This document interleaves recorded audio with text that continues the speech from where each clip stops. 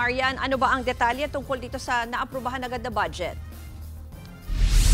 Yes, Ruth, higit 50 miyembro ng House Appropriations Panel ang bumotong pabor na palusutin na ang 27.3 billion pesos na pondo ng Office of the President para sa susunod na taon.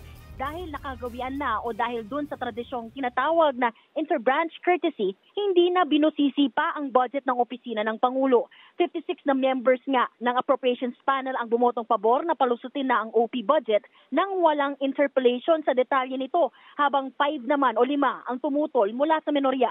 Git nila dapat may transparency at hayaan silang scrutinize ang bawat piso sa lahat ng opisina maging sa Office of the President dahil pera ito ng taong bayan.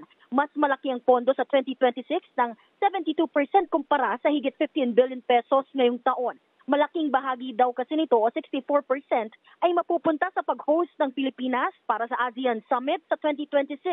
Samantala, pinagbigyan namang magtanong si Minority Leader Nonoy Libanan. Hiniling ni Libanan na linawin ni Executive Secretary Lucas Bersamin ang naging pahayag nito noong weekend na ipinapasa umano ng ilang kongresista sa ehekutibo ang sisi sa kanilang mga korupsyon at pagkukulang sa pamamagitan ng pagbabalik ng pambansang budget.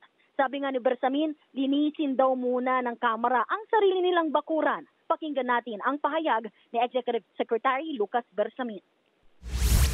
We just would like to emphasize that any part of that statement is our statement. We will not shirk from that or avoid the impact.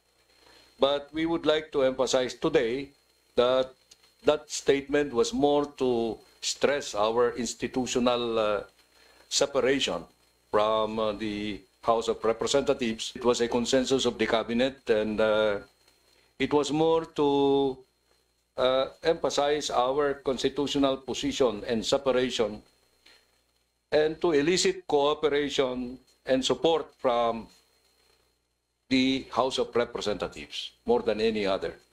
We do not intend that to rile up the tension between our departments. Matapos nga yung budget briefing ay nag-courtesy call si E.S. Bersamin kay Speaker Martin Romualdez. May mga litrato na nag-handshake pa ang dalawa. Sa isang pahayag, sinabi ni Speaker Romualdez na kinikilala nila ang mga isyong kailangang tugunan at isimulan daw nila ito sa pamamagitan nga ng pagsasaayos ng sarili nilang bakuran sa Kamara. Wala raw exempted dito at kasabay nga niya nanindigan si Romualdez na ito ay hindi tunggalian ng mga institusyon. Ito ay pakikipagtulungan daw para sa pananagutan at paglilingkod. At nagkakaisa raw ang Kamara kasama ang Pangulo at ang kanyang gabinete upang ibalik ang tiwala, tiyakin ang transparency at maihatid ang isang budget na kapanipaniwala, katanggap-tanggap at kapanipakinabang para sa bawat Pilipino. Yan muna ang latest dito sa Kamara. Balik sa iyo, Ruth. Yan po ang Express Report ni Marian Enriquez mula sa Batasang Pambansa. Mga kapatid, Ruth Cabalco, para sa mabilis na pasada ng mga balitang dapat niyong malaman, mag-follow at mag-subscribe sa social media pages ng News 5.